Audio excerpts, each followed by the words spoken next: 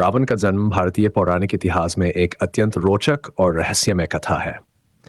ये कथा मुख्य रूप से रामायण, शिव पुराण और अन्य पुराणों में वर्णित है। रावण को एक ओर महान विद्वान, शिव भक्त और शक्तिशाली राजा के रूप में देखा जाता है, तो दूसरी ओर उसके अहंकार और अधर्म के कारण वह खलनायक भी माना जाता है।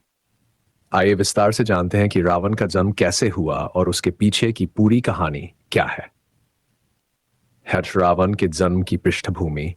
रावण का जन्म एक ब्राह्मण पिता और राक्षसी माता से हुआ था। उसके पिता थे विश्रवा, जो महान ऋषि पुलस्त्य के पुत्र थे। पुलस्त्य स्वयं ब्रह्मा के मानस पुत्रों में से एक थे, इसलिए रावण का वंश बहुत उच्च और दिव्य था। रावण की माता थी कैकेसी, जो राक्षस कुल से थीं। उनके पिता थे सुमाली। सुमाली चाहता था कि उसकी पुत्री का विवाह किसी ऐसे महान ब्राह्मण से हो जिससे उत्पन्न संतान अत्यंत शक्तिशाली हो और राक्षसों का गौरव पुनर्स्थापित कर सके। कैकेसी और विश्रवा का विवाह। एक दिन सुमाली ने अपनी पुत्री कैकेसी को सलाह दी कि वह किसी महान ऋषि से विवाह करे ताकि उनकी संतान असाधारण शक्तियों वाली हो। कैकेसी ने ऋषि विश्रवा को चुना और उनके पास जाकर विवाह का प्रस्ताव रखा।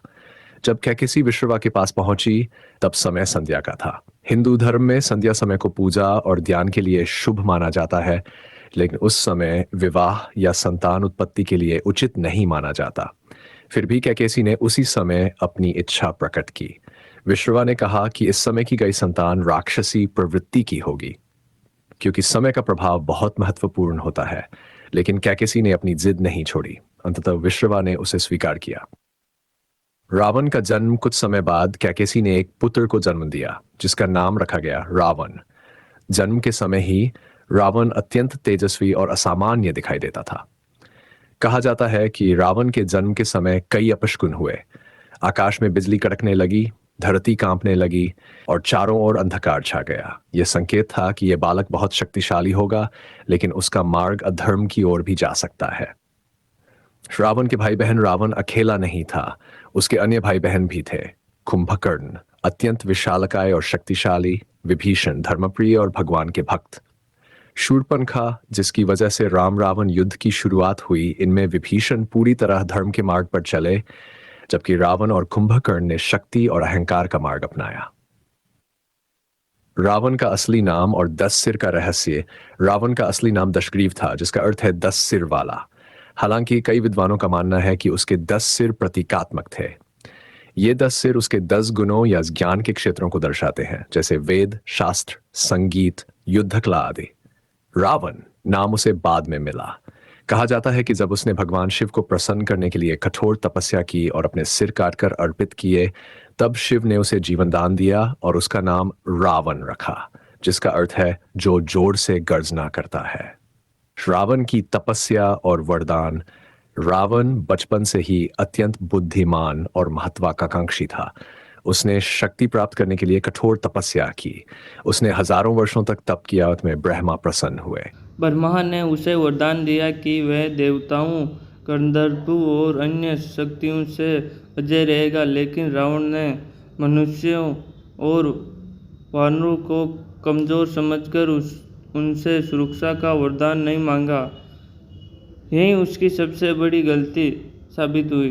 रावण का स्वभाव और गुण। रावण केवल एक खलनायक नहीं था, बल्कि उसमें कई अशुद्ध गुण भी थे। वह चारों वेदों का ज्ञाता, महान संगीतज्ञ था। उसने शिव तांडव स्तोत्र की रचना की। कुशल राजनीति और शासक था। लंका को स्वर्ग नगरी बनाया, लेकिन उसके अंदर अहंकार और शक्ति का दुरुपयोग भी था, जिसने उसे विनाश की ओर ले गया। रावण का जन्म क्यों हुआ? कुछ कथाओं के अनुसार रावण का जन्म केवल एक सामान्य घटना नहीं थी, बल्कि एक दिव्य योजना का हिस्सा था। माना जाता है कि भगवान विष्णु ने रावण के रूप में जन्म एक दुष्ट शक्ति को समाप्त करने के लिए राम के रूप में उतार लिया। कुछ पुराणों में यह भी कहा जाता है कि रावण और उसका भाई कुंभकर्ण पहले स्वर्ग के द्वारपाल थे, जय और विजय, जिन्हें श्राप मिला था कि वे तीनों जन्मों तक राक्षस बनेंगे। उसी श्राप के कारण उनका जन्म रावण और कुंभकर्ण के रूप में हुआ। रावण के जन्म से मिलने वाली सीख। रावण की जन्म कथा हमें कई महत्वपूर्ण बातें सिखाती हैं। समय का महत्व, गलत समय पर लिया गया निर्णय जीवन की दिशा बदल सकता है। अहंकार का परिणाम। चाहे कोई कितना भी शक्तिशाली क्यों न हो, अहंकार उसका विनाश कर ही देता है। ज्ञान और आचरण। केवल ज्ञान होना पर्याप्त नहीं, उसका सही उपयोग जरूरी है।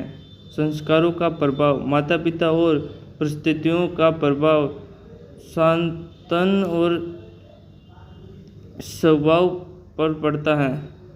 निष्कर्ष। रावण का जन्म एक साधारण घटना नहीं थी, बल्कि एक ऐसी कहानी जिसमें शक्ति, ज्ञान, अहंकार और भाग्य सभी में मिश्रण है। वह एक महान विद्वान और शिव भक्त था, लेकिन उसने अहंकार और गलत निर्णयों के कारण वह इतिहास में खलनायक बन गया।